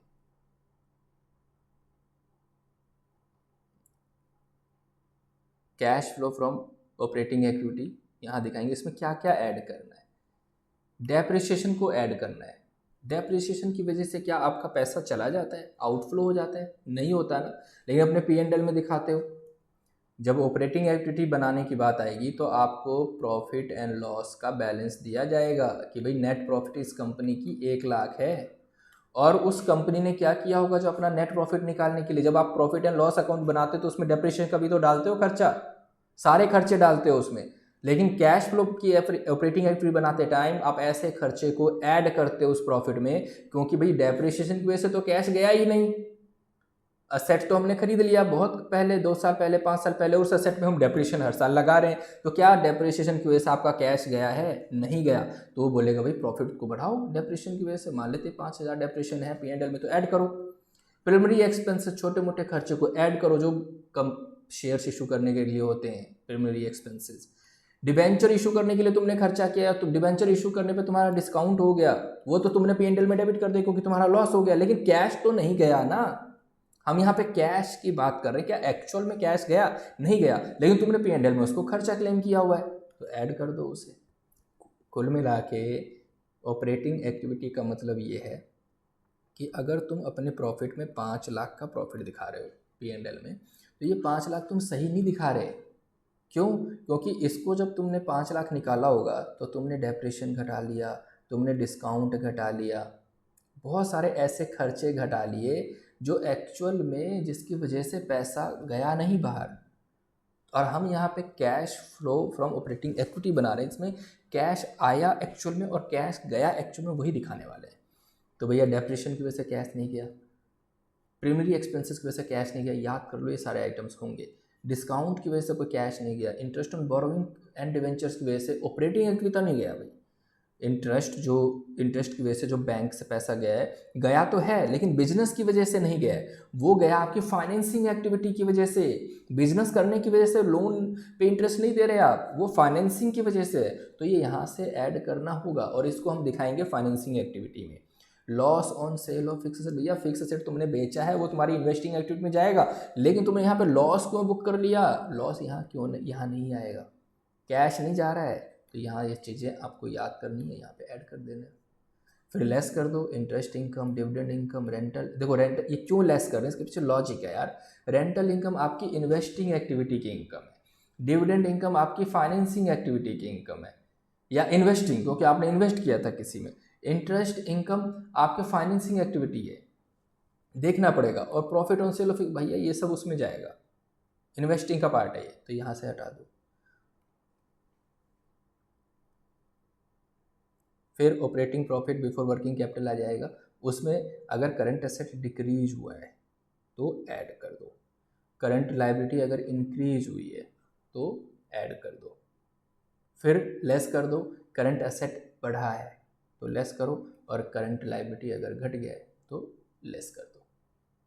ये फॉर्मेट याद होना चाहिए, याद है तो करोगे, इसी पे प्रैक्टिस करनी थी, 2-4 क्वेश्चन बनाने थे, ठीक है। फिर ये आ जाएगा इनकम टैक्स पेड करो, क्योंकि इनकम टैक्स तो हम बिजनेस की वजह से ही दे रहे हैं, और यहाँ आ जाएगा net cash flow from operating activity. और फिर cash flow from investing activity करो, बेचने से क्या आया, फिक्स एसेट बेचने से डिविडेंड क्या आया है, फिर परचेज जो आया है वो माइनस कर दो, अभी हमने इसका फॉर्मेट पहले भी देखा था। फाइनेंसिंग एक्टिविटी में शेयर्स और डिवेंचर से क्या पैसा आया है, लॉन्ग टर्म लोन से क्या पैसा आया है, फाइनल डिविडेंड हमने पे किया, किसी डिविडेंड पे किया, वो सब फाइनेंसिंग एक्टिविटी में जाएगा। फिर लास्ट में आप कैश बैलेंस दिखाते हो, कैश इन बैंक हैंड और कैश इन बैंक। आपको कुछ भी अगर इस सवाल में ना आए ना तो फॉर्मेट बना देना, ऑपरेटिंग एक्टिविटी का पूरा फॉर्मेट, ये ऐड करता हूँ, ये लेस कर देते हैं, इन्वेस्टिंग में ये ऐड करते हैं, ये लेस कर देते हैं, फाइनेंसिंग में ये ऐड करते हैं, ये लेस कर देना, कुछ भी आइटम वो जो मिल रहा है बस वहाँ पे उस वैल्यू में डाल दो, फॉर्मेट बना दो, इसमें नंबर मिलेगा ही मिलेगा। फाइनल अकाउंट, कैश फ्लो, पूरा का पूरा फॉर्मेट बेस्ड है, अच्छे से करना, मैक्सिमम इसमें लिखने की कोशिश करना, मैक्सिमम जगह आइटम को पुट करने की कोशिश करना फॉर्मेट में, नंबर मिलेंगे। जो पहला यूनिट है पूरा का पूरा जनरल एंट्री के बेस्ड है, अंडरस्टैंडिंग होनी चाहिए। अच्छा, शेयर एप्लीकेशन है, डिडम्पशन है, डिवेंचर है, प्रीमियम है, डिस्काउंट है, अलॉटमेंट है, फर्स्ट कॉल है, सेकंड कॉल है, ठीक है। बस मैं यहाँ पे आपका कॉन्फिडेंस बूस्ट करने आया हूँ ताकि आपको लगे कि यार पेपर हम कर सकते हैं, ठीक है, पेपर किया जा सकता है आराम से, कोई दिक्कत वाली बात नहीं है। बस आपको फॉर्मेट पे ध्यान देना। देखो इसने क्या किया, यहाँ पे पूरा का पूरा क्वेश्चन आ गया है, ये देखो असेट है, लायबिलिटी है, पूरा का पूरा इनकम स्टेटमेंट दे दिया। अब ये जो इनकम स्टेटमेंट में 140 दिया है ना, ये भाई गलत है, क्योंकि जब हम cash flow from operating activity निकालेंगे तो हम क्या बोलेंगे, 140 में हम ऐड करेंगे, क्या ऐड करेंगे, डेप्रिसिएशन। क्या माइनस करेंगे, नॉन ऑपरेटिंग सरप्लस, क्योंकि ऑपरेटिंग का है ही नहीं, ठीक है। तो ये ऐड लेस करना पड़ेगा अपने को, तो देखो उन्होंने यही किया है, इन्होंने शुरुआत ही की है नेट प्रॉफिट बिफोर टैक्स से, डेप्रिसिएशन ऐड कर दिया, इंटरेस्ट ऐड कर दिया। अगर आप नेट प्रॉफिट से शुरू करते तो आप टैक्स भी ऐड करते 590 पे पहुंचने के लिए। यहाँ से शुरुआत की है पूरी की पूरी, कि भाई हाँ देख रहे हो कहाँ गया, इंटरेस्ट इंटरेस्ट इंटरेस्ट, एक सेकेंड, यहाँ से net profit before tax, profit before tax से शुरू किया है, तो आप भी प्रॉफिट बिफोर टैक्स से शुरू करो, और वो सारे खर्चे जो नहीं होने चाहिए थे जिसकी वजह से कैश आउटफ्लो नहीं हुआ, डेप्रेशन ऐड कर दिया, इंटरेस्ट फाइनेंसिंग ऑपरेशन में जाएगा, नॉन ऑपरेटिंग सरप्लस मतलब ऑपरेटिंग का खर्चा ही नहीं है, मतलब इनकम ही नहीं, तो माइनस करो। यहाँ पे आगे देखो, increase in provision, increase in asset, increase in liability, decrease in asset, decrease in liability का पूरा एडजस्टमेंट इन्होंने यहाँ पे किया है। इन्वेस्टिंग में आ गए, हाँ परचेज करने से इतना आया है, फिक्स असेट परचेज करने से इतना पैसा गया है इसलिए माइनस है, और नॉन ऑपरेटिंग सरप्लस यहाँ आ जाएगा क्योंकि ये पैसा इन्वेस्टिंग एक्टिविटी है। फाइनेंसिंग में देखो, लोन लिया है, यहाँ पे पैसा दिया है, डिविडेंड पे किया है, इंटरेस्ट, पूरा का पूरा इन्होंने फॉर्मेट में उसी इन्फॉर्मेशन को पुट कर दिया है। ये वाले क्वेश्चन भी देखो सेम फॉर्मेट है, 2 से 3 क्वेश्चन करने होते हैं हाथ से, और कॉन्फिडेंस आ जाएगा कि हाँ यार ये क्वेश्चन हम कर सकते हैं। मैंने कोशिश की है समझाने की, हो सकता है कई बच्चे होंगे या किसी को भी नहीं आया होगा समझ में, बट मैंने अपना एफर्ट लगाया है कि थोड़ा बहुत आपको समझ में आए और आप कुछ कर पाओ। ठीक है, यूनिट 4 है जो ज़्यादा कॉन्सेप्चुअल है। पहला, दूसरा, तीसरा यूनिट कोई ज़्यादा कॉन्सेप्चुअल नहीं है, बस वहाँ फॉर्मेट के बेस्ड है या अंडरस्टैंडिंग बेस्ड है, उनको आप पेपर पे अच्छे से कर सकते हो। यहाँ अगर इन चैप्टर्स को ध्यान से नहीं किया, बिना प्रैक्टिस के इनको नहीं किया जा सकता है। इसमें बस एक ये है इंटरनल रिकंस्ट्रक्शन, इसका अगर क्वेश्चन आता है तो वो थोड़ा सा इजी रहता है। वो इसलिए इजी रहता है कि भाई कंपनी इस सिचुएशन में नहीं है कि कंपनी सारे क्रेडिटर्स को पैसे चुका पाए, तो रिक्वेस्ट करती है क्रेडिटर्स को कि मैं ना आपसे हाथ जोड़ता हूँ कि भैया 1 लाख के बदले 80,000 रुपये ले लो और लाइबिलिटी ख़त्म करो। तो रिकंस्ट्रक्शन का मतलब ही यही होता है कि कंपनी अब दोबारा से रिकंस्ट्रक्ट कर रही है अपने आप को, तो लाइबिलिटी वालों से रिक्वेस्ट करती भैया तुम ना पैसा कम ले लो और ख़त्म करो यार। तो ऐसे केस में क्या होता है कि एंट्री करनी पड़ेगी, या सेंड्री क्रेडिटर को हम डेबिट करेंगे 1 लाख से और हम उसको पैसा तो देंगे 80,000 से, तो ये जो 20,000 का जो फ़ायदा हो रहा है ना वो इंटरनल रिकंस्ट्रक्शन अकाउंट में चला जाता है। ये भी पूरा का पूरा कॉन्सेप्ट बेस्ड है कि अगर आप उस ट्रांजैक्शन को समझोगे कि उस ट्रांजैक्शन की वजह से कंपनी को प्रॉफिट हो रहा है या नुकसान हो रहा है, जो भी प्रॉफिट और नुकसान हो रहा है ना वो इंटरनल रिकंस्ट्रक्शन में चला जाता है। इसका एक क्वेश्चन देखें।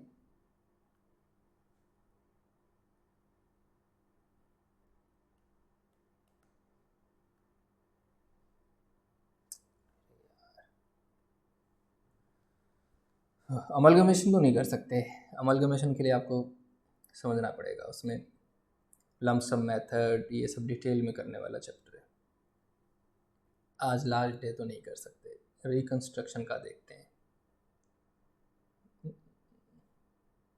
इतना तो आपको बता रहा हूँ कि इतना भी कर लोगे तो इस चैप्टर में पास, इस सब्जेक्ट में पास हो सकते हो।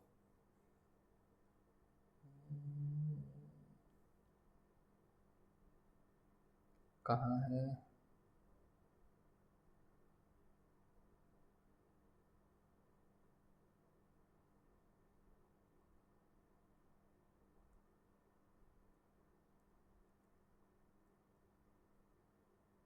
हाँ, इंटरनल रिकंस्ट्रक्शन, इसका ऑब्जेक्टिव ये है कि कंपनी सिचुएशन में नहीं है कि कंपनी बिजनेस चला पाए, तो कंपनी एक बार सोच रही लास्ट ट्राई कर लेते हैं, कोई लायबिलिटी माफ़ कर दे और कुछ असेट को बेच बाच के अपने पैसे लाएंगे और चलाएंगे बिजनेस। ठीक है, यही इसका कॉन्सेप्ट है। इसमें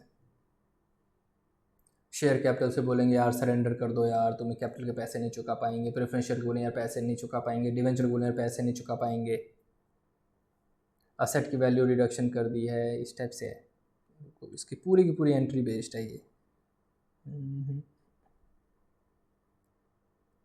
देखो, format format of reconstruction account, यहाँ पे हम ये बताएंगे कि जितने भी माफ़ी होगी ना हमें जो भी मिलेगी, जैसे डिवेंचर ने हमें माफ़ कर दिया तो वो हम यहाँ दिखा देंगे, क्रेडिटर ने छोड़ दिया अमाउंट, तो क्रेडिटर जितना अमाउंट छोड़ेगा, डिवेंचर जितना अमाउंट छोड़ेगा, जितने का कैपिटल छूट गया, अब नहीं चुकाना है, असेट की वैल्यू बढ़ गई है, तो यहाँ सारे के सारे फ़ायदे दिखाएंगे। एक तरीके से रिकंस्ट्रक्शन अकाउंट P&L अकाउंट ही है, सारे के सारे प्रॉफिट क्रेडिट में दिखाओ और सारे के सारे नुकसान जो है ना यहाँ पे डेबिट साइड में दिखाओ, और जो बैलेंसिंग फिगर आएगा वो कैपिटल रिजर्व में जाएगा।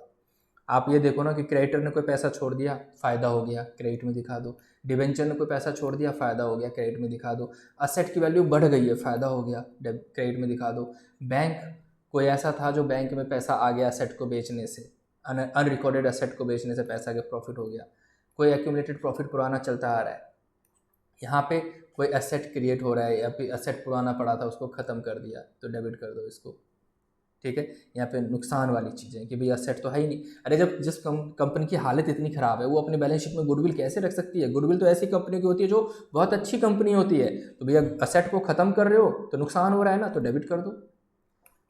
प्रिलिमिनरी एक्सपेंसेस को रिटर्न ऑफ करना है, डेबिट करो। डिस्काउंट और शेयर रिटर्न ऑफ करना है, डेबिट करो। असेट की वैल्यू घट गई, खत्म हो रहा है, असेट कम हो रहा है, डेबिट कर दो। कोई खर्चा पे कर रहे हो, डेबिट करो। रिकंस्ट्रक्शन पे जो भी खर्चे होते हैं, बस यही इसका फॉर्मेट है। अगर ये क्वेश्चन आता है तो इस फॉर्मेट में चीज़ों को डालना होगा। इसका एक कोई क्वेश्चन देखते हैं। ये बैलेंस शीट दे दी है। अब एक बात बताओ, कोई कंपनी,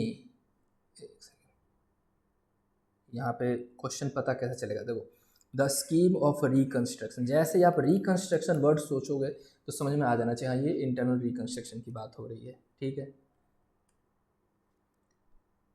गुडविल, क्या गुडविल अब किसी काम की है जब कंपनी रिकंस्ट्रक्शन हो रही है? तो ये आपके उसमें डेबिट साइड में आ जाएगी। अगर इसकी वैल्यू 3 लाख की वैल्यू अगर घट रही है 2 लाख पे आ रही है तो 1 लाख का नुकसान हो रहा है, तो नुकसान डेबिट में कर दो इंटरनल रिकंस्ट्रक्शन की। अगर 3 लाख की वैल्यू 4 लाख हो रही है, फ़ायदा हो गया, फिर तो 1 लाख आपके उसमें क्रेडिट साइड में डाल दो। सारे के सारे, अब देखो कोई क्रेडिटर है 4 लाख है, अगर मान लो ये 2 लाख में ही मान गया तो फिर 2 लाख के प्रॉफिट में कर दो। डिवेंचर 6 लाख है, नहीं अब तो 3 लाख दो और ख़त्म करो, तो भैया 3 लाख का फ़ायदा हो गया। तो ये सारी चीज़ें, अब इसके बारे में ना कहानी बताएंगे हमें कि किसने क्या किया है। कहानी यह है कि इक्विटी शेयर्स जो है ना उसने रिड्यूस कर दिए 50 रुपये से। तो इक्विटी शेयर्स थे कितने पे, ये देखो इक्विटी शेयर्स थे 100 पे, 50 रुपये वो छोड़ रहा है, तो ये कह रहा है मुझे मत चुकाना, तो 8000 गुने 50, फ़ायदा हो गया ना। ऐसे प्रेफरेंस शेयर्स छोड़ेगा, ऐसे ही अपनी लायबिलिटी को कम करना है, असेट को बढ़ाना है। देखो प्रेफरेंस शेयर ने बोला कि यार मैं ना ख़त्म कर दो, मुझे ना 30% से घटा दो, तो ये जो जितने परसेंट से घटा रहे वही प्रॉफिट है।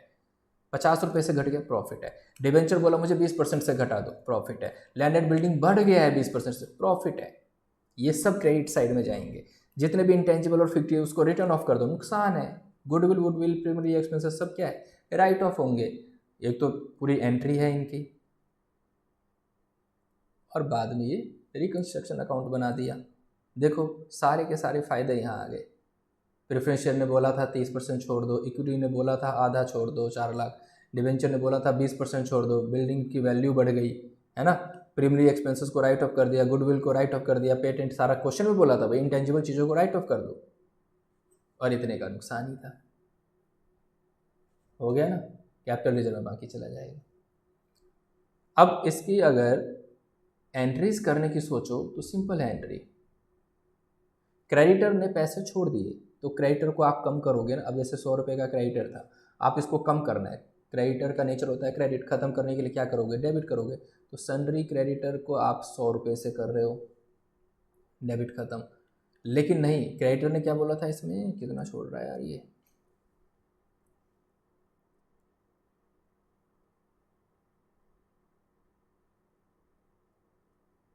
देखो क्रेडिटर ने तो उसमें छोड़ा ही नहीं, क्रेडिटर की तो बात नहीं होगी। डिवेंचर ने 20% से रिड्यूस कर दिया, तो डिवेंचर डिवेंचर डिवेंचर 6 लाख है, 6 लाख का 20% निकालो 6 पर 1,20,000, ठीक है। तो एक बात बताओ, डिवेंचर क्रेडिट है ना, तो डिवेंचर को डेबिट करोगे आप, 1,20,000 से ख़त्म करो। लेकिन जनरली इसको बैंक से ही ख़त्म किया जा सकता है, लेकिन यहाँ बैंक तो कुछ जा ही नहीं रहा, पैसा जा ही नहीं रहा, हमने उसके हाथ पैर जोड़ लिए हैं। तो यहाँ पे to internal reconstruction account debit, ठीक है। तो देखो डिवेंचर से रिक्वेस्ट किया और सारा का सारा बैंक की जगह रिकंस्ट्रक्शन आ गया। कैपिटल वाले को बोले भैया 8 लाख नहीं दे पाएंगे, कितना था ये, 16 लाख था, क्योंकि 100 रुपये से था ना, ये 8 लाख से था। हमने इसको बोला भाई देखो ऐसा है, हम तुम्हें ना 100 रुपये से तो ख़त्म कर रहे हैं, लेकिन 50 रुपये से तुम्हें दिखाएंगे। अब हमारी लायबिलिटी अब सिर्फ 50 रुपये से ही रही। प्रेफरेंस शेयर कैपिटल से बोले 6 लाख था ना, अब मैं तुम्हें 4,20,000, 4,20,000 ही दे पाऊंगा, 1,80 का रिकंस्ट्रक्शन है। लैंड वैल्यू बढ़ गई है 60,000 से, तो असेट को डेबिट करो और प्रॉफिट में ले जाओ 60,000 को। Capital reserve final closing balance आ जाता है, ठीक है। इन सारे को आपने डेबिट किया था उस अकाउंट में ख़त्म करने के लिए, तो रिकंस्ट्रक्शन अकाउंट डेबिट, और इन सारे को क्लोज कर दो। जो आपने डेबिट किए हैं जिस जिस फॉर्मेट में, जहाँ जहाँ आपने डेबिट किया, रिकंस्ट्रक्शन को डेबिट किया है ना आपने, इसका मतलब वो सारे यहाँ पे क्रेडिट होंगे। तो रिकंस्ट्रक्शन अकाउंट डेबिट इन वजहों से, इन नाम से। रिकंस्ट्रक्शन अकाउंट क्रेडिट क्रेडिटर की वजह से, डिबेंचर की वजह से, कोई असेट के बढ़ने की वजह से, ठीक है। जर्नल एंट्री आती तो पोस्टिंग कर लोगे, और या तो लेजर समझ में आ गया तो उससे जर्नल एंट्री बन जाएगी। ये क्वेश्चन कर सकते हैं क्योंकि ये थोड़ा सा इजी आता है, बस समझना है कि किसने कितने पैसे छोड़ दिए, ठीक है। उम्मीद करता हूँ मैंने थोड़ा बहुत कॉन्फिडेंस बढ़ाने की कोशिश की है इस वीडियो से। कल का पेपर या फिर जो भी कॉर्पोरेट अकाउंटिंग का जब भी होगा पेपर, आप अच्छे से कर सकते हो। सारे क्वेश्चन अटेंड करना, सारी चीज़ों में अपनी नॉलेज यूज़ करना, मैक्सिमम लिखने की कोशिश करना, पेपर पूरा अटेम्प्ट करने की कोशिश करना। आई होप थोड़ी बहुत हेल्प हुई होगी इस वीडियो से। तो लाइक करना वीडियो को, शेयर करना और कमेंट करना कि भाई कुछ आया है समझ में। ठीक है, तो मिलते हैं नेक्स्ट वीडियो में, कुछ ऐसे ही डिस्कस करेंगे। तब तक के लिए bye bye, take care, all the best for your exam.